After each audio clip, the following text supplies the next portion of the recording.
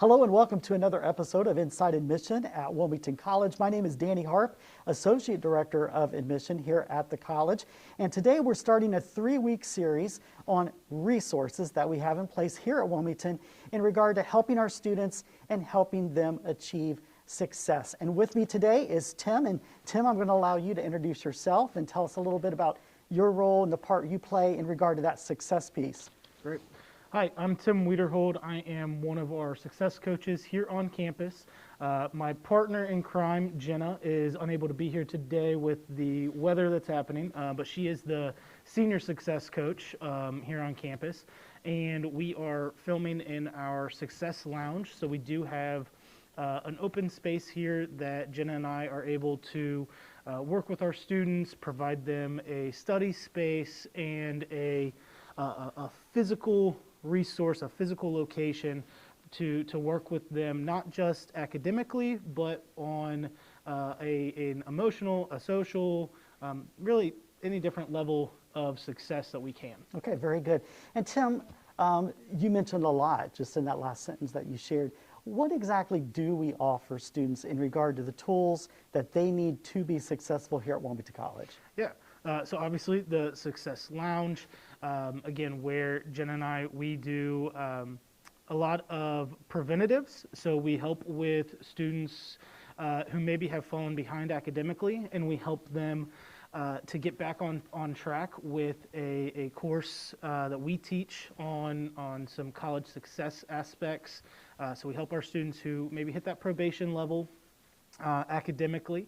We also offer study tables. We have actually we have a course also for our entering students as well that hit a certain threshold that we then have a college success class that they take.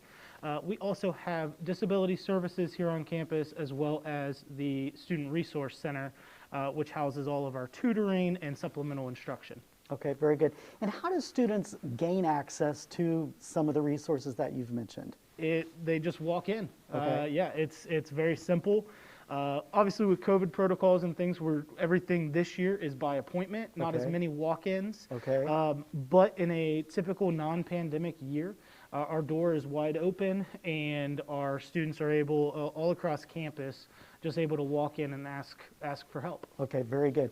So, given COVID, that's a hot topic right now. Right. A student comes in, just a walk-in, says, hey, I need some assistance. It would probably mean you simply scheduling a time for them to come back so to keep the social distancing in place, or how would that work? At first, that was the plan. Okay. But then, obviously, the student is there. Okay. And that, honestly, if a student shows up, we're not going to turn them away because the odds of them deciding to come back or remembering to come back. Okay. So we do have the walk-in opportunity, and we do. We just sit them down and say, hey, what's going on? Okay, very good. Yeah. Excellent.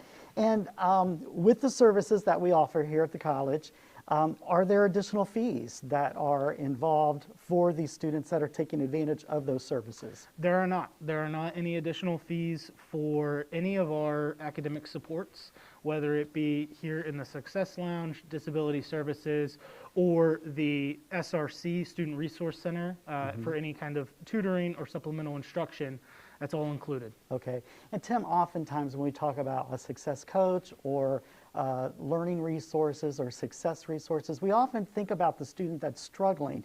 You know, what type of things do we have in place for a student that's doing fine academically but just needs maybe an extra boost emotionally or relationally, whatever it is? What can we do for those students? Yeah, so we are not just for those students who are struggling.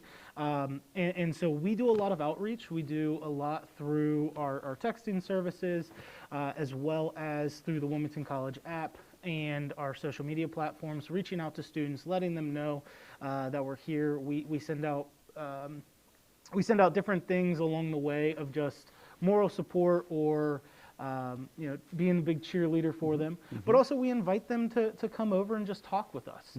I just sent an email last week to most of the student athletes on campus to just come over and do a week 5 academic check-in. Okay. And so that way we're in the 5th week of the semester, and they can just check in with their professors, good or bad, to see where they're at currently. Okay.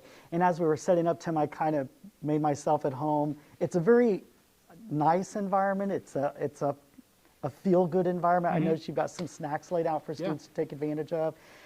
So I imagine those students that do come over to take advantage of the services, it's just a great place to be, a great place to hang out. Am I correct? Yeah, we definitely, and again, outside of a pandemic year, we usually have students just hanging out here in the lounge, utilizing this space more for study and relaxing. And as you mentioned, we always have snacks in here. We have, a little bit more reason for students to come and use this space. Okay, very good. So is there a system in place? A professor, let's say, sees a student that's struggling. Does a professor reach out to you? Do they encourage the student to reach out to you? How does that work, or how should it work? What's the best case scenario as far as it unfolding and getting the student the help that they need? Yeah, so best case scenario is we have a system called Neuro that is a web-based system that we use here on campus. If a professor notices something, anything about a student, maybe it's attendance, maybe it's just a low test score, or maybe, hey, I noticed you weren't feeling well today, or you looked kind of down, and they talk about it some, a professor or a staff member can put a neuro alert into our system, which comes directly to myself or Jenna, as well as anybody who is connected to that student gets to see that neuro alert, and then we're able to touch base with that student. So let's say it's an attendance issue. We get a message from Professor X that says, student hasn't been attending, they've missed 2 consecutive classes. We reach out via text, email, and sometimes phone call, set up a meeting with the student to then figure out what the next steps are to get back on track. Okay, all right. So I have a question. Yeah. It's probably going to be 50% this, 50% that, I don't know, but I'm curious. So a student comes over and takes advantage of the opportunities that are present here. Are they enthusiastic about having to visit the Success Lounge, or are they like, I can't believe they sent me over here to the Success Lounge? Tell me a little bit about the attitudes and how students utilize the resource. Yeah, I think, like you said, kind of 50-50 to start. We do have about 50% of our students who come over and just like, so-and-so's telling me to come over and meet with you, and they kind of slouch in my office and we talk. But then surprisingly, they set up a second appointment. Okay. And so Jenna and I do a really good job of building a relationship with that student, rather than just saying, oh, hey, you missed class, get to class, we'll see you later. Sure. We sit down and we dig into a little bit more as to why they missed class. Okay. Was it just they overslept? Okay, hey, let's work on some things. Just 2 weeks ago, I had a student who slept through 3 classes in 1 week, and I sat him down and he bought an alarm clock off of Amazon right there in my office. So we do a little bit more than just sitting them down, disciplining them, and then sending them away. Okay. And so by the time they leave, most of the time, they're setting up more appointments. To just do check-ins and things like that. Okay, well, very good. Yeah. Tim, thank you so much for your time today. Yeah. We appreciate it so much. And thank you for joining us for another episode of Inside Admission here at Wilmington College. We'll look forward to seeing you next week.